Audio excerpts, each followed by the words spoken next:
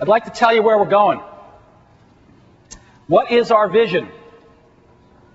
A lot of people have come to ask that of our whole industry the last few months. What is our vision?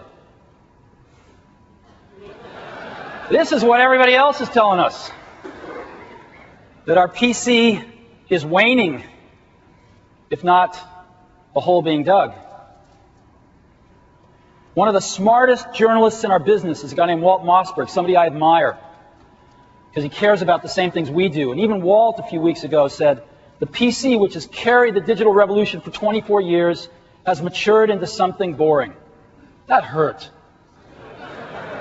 But Walt's really smart, and we listen to him very carefully. Mike Capellas, who runs Compaq, we don't think of it in terms of the PC business anymore. And Jeff Weitzen, who runs Gateway, we're clearly migrating away from the PC as the centerpiece. This is where this comes from. A lot of people wondering what the future of the PC is. We don't think the PC is dying at all. We don't think the PC is moving away from the center at all. We think it's evolving, just like it has since it was invented in 1975 and 6. You know, in the early years, nobody knew what this thing was going to do. These were the prehistoric era. But right around 1980, the PC entered what was to become its first golden age. And that was the age of productivity. With the invention of the personal computer spreadsheet, word processors, followed up a few years later in Apple's case by desktop publishing, the golden age of productivity had begun, and it lasted almost a decade and a half, driving this industry. The last few years, though, of that golden age, things started to flatten out. People started to wonder, is the PC waning? Have we solved all the problems that need to be solved with a PC? But right around the mid-90s, we entered the second golden age of the PC. And that, of course, was the age of the Internet. Now, we didn't throw out our productivity, we kept using it. But we added to it this exciting new thing called the Internet. And the Internet propelled the PC, both in business and personal uses, to new highs.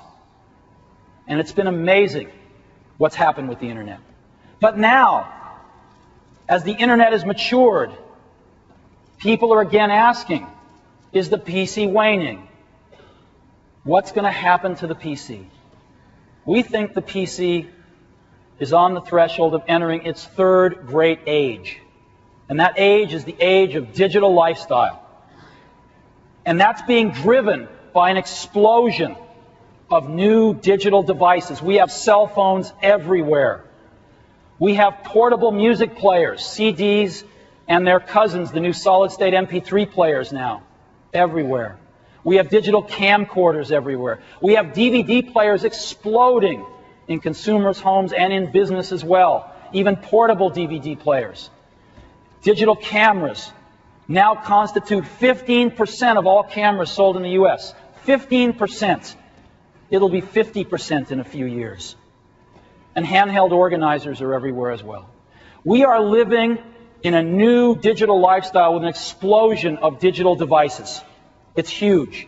And we believe the PC, or more importantly the Mac, can become the digital hub of our new emerging digital lifestyle, with the ability to add tremendous value to these other digital devices.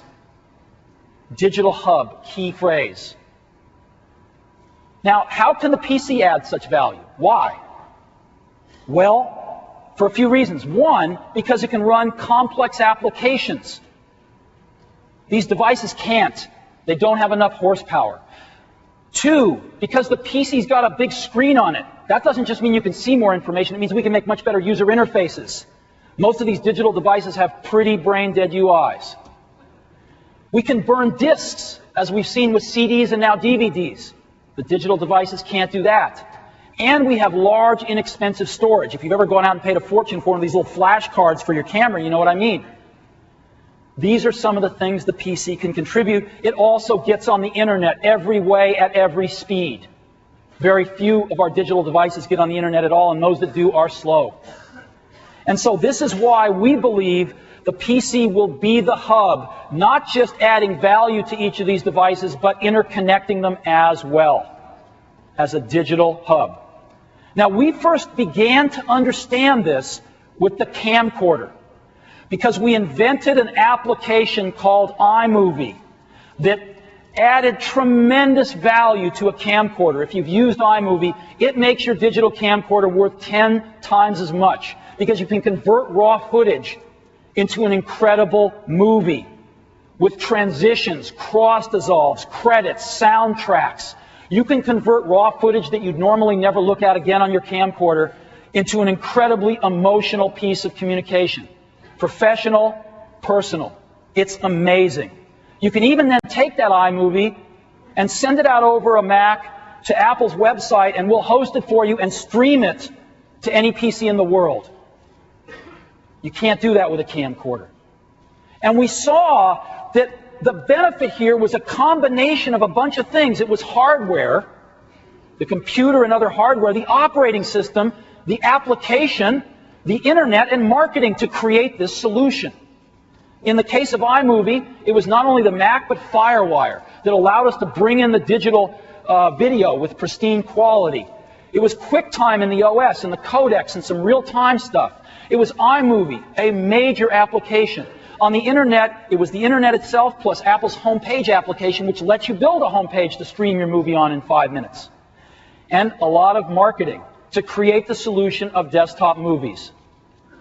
So we thought this was very important, and it took all these components, and we realized that Apple is uniquely suited to do this because we're the last company in this business that has all these components under one roof. We think it's a unique strength. And we discovered this with iMovie too, that it could make a digital device called the camcorder worth 10 times as much. It's 10 times more valuable to you. So what are we going to focus on next?